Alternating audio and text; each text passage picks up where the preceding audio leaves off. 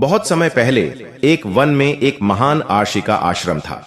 उनका नाम आर्षि संजीव था और वे तपस्या और ज्ञान के लिए दूर दूर तक प्रसिद्ध थे। आर्षि संजीव ने अपना जीवन ब्रह्मचर्य और तपस्या में व्यतीत किया था। उनके शिष्य और अनुयायी उन्हें अत्यधिक आदर देते थे और उनके ज्ञान और शांति के लिए लोग उन्हें भगवान के समान मानते थे। आर्षि संजीव का आश्रम एक घने वन के मध्य स्थित था, जहां केवल साधु संत और श्रद्धालु ही जा सकते थे। आश्रम के चारों ओर ऊंचे पेड़ और हरियाली थी। वहां नदियों का कलकल, पक्षियों का मधुर गान और प्रकृति की शांति थी। आर्षि अपने ध्यान और साधना में मग्न रहते, परंतु जो कोई भी उनसे मार्गदर्शन प्राप्त करना चाहता, उसके लिए उनके हृदय में करुणा और प्रेम का स्रोत था। एक दिन पास के गांव से एक स्त्री उस वन में पहुंची। उसका नाम कमला था। कमला सुंदर और आकर्षक थी, परंतु समाज में उसकी पहचान एक वेश्या के रूप में थी। उसने समाज के तिरस्कार और घृणा को बहुत झेला था। कमला का हृदय भीतर से उदास और पीड़ित था। वह इस जीवन से बहुत थक चुकी थी और आत्मा में शांति की तलाश में थी। हालांकि समाज ने उसे हर तरह से अलग थलग कर दिया था, उसके भीतर पवित्रता की एक किरण अब भी बाकी थी।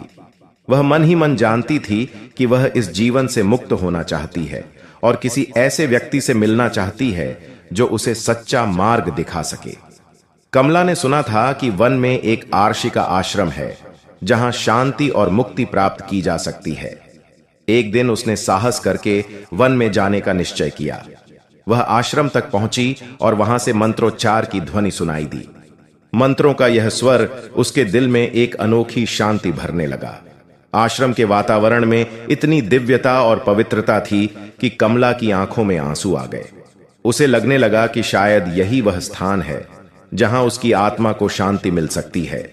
कुछ दिनों तक कमला प्रतिदिन आश्रम के पास आती और दूर से ही आर्षि संजीव के साधना का दृश्य देखती। उसके अंदर का दुख धीरे धीरे कम हो रहा था। एक दिन आर्षि संजीव ने उसे अपने आश्रम के समीप देखा और उसे पास बुलाया। उन्होंने अपनी शांत और करुणामयी दृष्टि से उसे देखा और पूछा, देवी, तुम यहां रोजाना क्यों आती हो? कमला ने सर झुका लिया और कहा, महात्मन, मैं यहां शांति की तलाश में आई हूं। मेरा जीवन दुख और तिरस्कार से भरा है। मैं एक ऐसी स्त्री हूं जिसे समाज अपवित्र मानता है।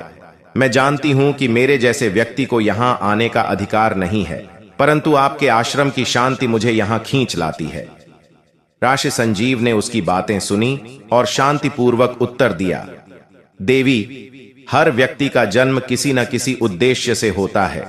पवित्रता बाहरी नहीं होती, वह हृदय में बसती है।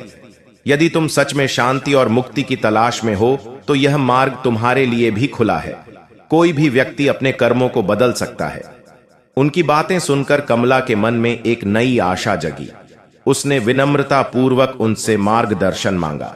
आर्षि ने उसे साधना और ध्यान का अभ्यास करने का निर्देश दिया और उसे समझाया कि सच्ची पवित्रता का अनुभव मन को निर्मल करने से होता है।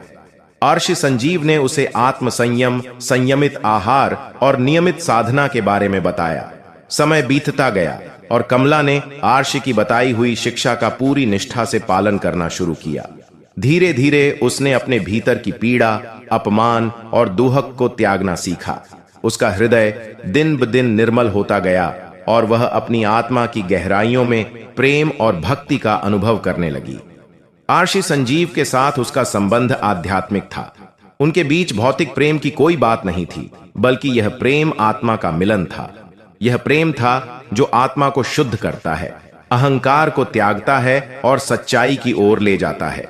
आर्षि संजीव ने कमला को यह सिखाया कि सच्ची भक्ति और प्रेम किसी व्यक्ति या वस्तु में नहीं, बल्कि परमात्मा में होती है। एक दिन जब कमला ने अपने भीतर की शांति और प्रेम को पूरी तरह से महसूस किया, उसने आर्षि संजीव के सामने आकर कहा, गुरुदेव, आपने मुझे नया जीवन दिया है।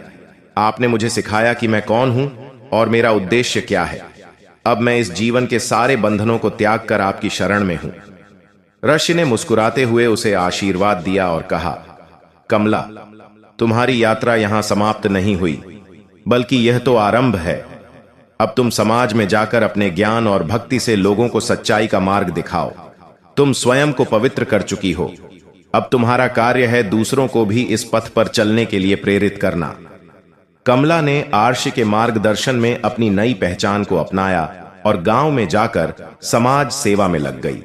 उसने समाज में वंचित और तिरस्कृत लोगों को अपनाया और उन्हें आत्मसम्मान और सच्ची भक्ति का मार्ग दिखाया।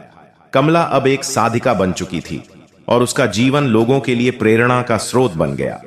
इस प्रकार यह प्रेम कहानी केवल दो लोगों के बीच नहीं थी, बल्कि यह आत्मा और परमात्मा के मिलन की कहानी थी।